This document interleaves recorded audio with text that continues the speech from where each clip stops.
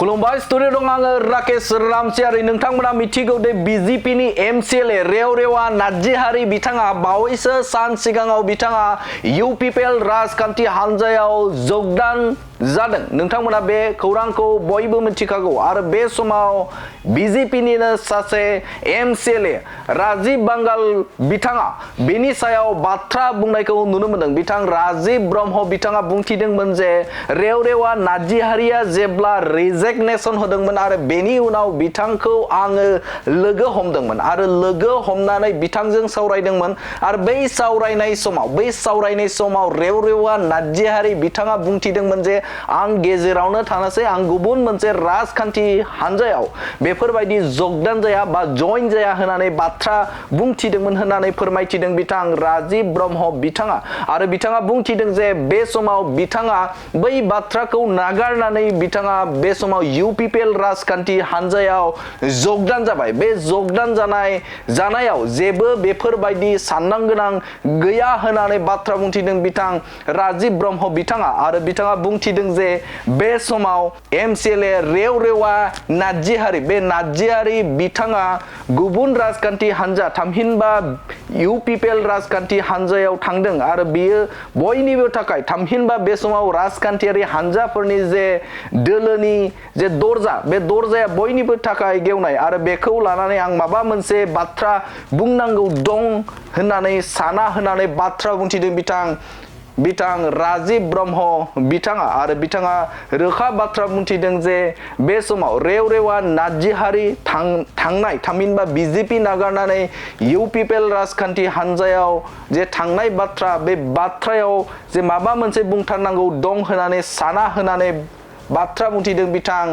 राजीव ब्रह्म बिथाङा दा बिनि खोथाखौथ' आं मा बुंबावनो बिथाङा जेब्लाना आदाया जेनेबा आदाया जेब्ला रेजिगनेशन होदोंमोन अब्ला बियो जों लोगो हमनानै रायलायदोंमोन आदाया बुंदोंमोन दे आं जेरावबो थाङा आं दलरैनो थागोन होननानै नाथाय दा आं दाखालि नुनो मोनबाय आदा रया यूपीपीएल जयनिं जाहैथों बे मा सिन्था धारा खालामनानै थांदों आं बेखौ मिथिया थांथों जेरै दरजा खुला जेब्ला थांखागोन बे थांनायाव आंहा जेबो बुंनांगौ गैया दा बिनि खोथाखौथ' आं मा बुंबावनो बिथाङा जेब्लाना आदाया जेब्ला रेजिगनेशन होदोंमोन अब्ला बियो जों लोगो हमनानै रायलायदोंमोन आदाया बुंदोंमोन दे आं जेरावबो थाङा आं दलरैनो थागोन होननानै नाथाय दा आं दाखालि नुनो मोनबाय आदा रया यूपीपीएल जयनिं जाहैथों बे मा सिन्था धारा खालामनानै थांदों आं बेखौ मिथिया थांथों जेरै दरजा खुला जेब्ला थांखागोन बे थांनायाव आंहा जेबो बुंनांगौ गैया मोनसे गोजोनथाव खौरां दतमा इउएन एकाडेमि फरायसालिया लानानै फैदों मोनसे गोजोनथाव खौरां नंगौ दतमा इउएन एकाडेमि फरायसालिया लानानै फैदों बेसेन नाङै मुं थिसननाय दतमा इउएन एकाडेमि फरायसालिया 2025-26 सोलोंथाइ बोसोरनि थाखाय केजि 1 निफ्राय थाखो 8 सिमनि थाखाय बेसेन नाङै मुं थिसननाय होगासिनो दं आरो बिथराय आरो फाइलिनि थाखाय फर्म बिलाइनाय आरो मुं थिसननायाबो सोलिगासिनो दं आरो दतमा इउएन एकाडेमि फरायसालियाव हौवासा आरो हिनजावसाफोरनि थाखाय हस्टेलनि खाबुबो दं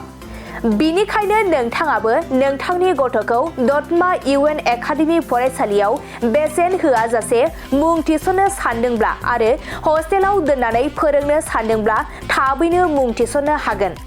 आरो नोंथाङा आबुङै मिथिनो थाखाय नैबे 7002660387 जानबुं नम्बराव कल खालामना खौरां लाहरनो हागोन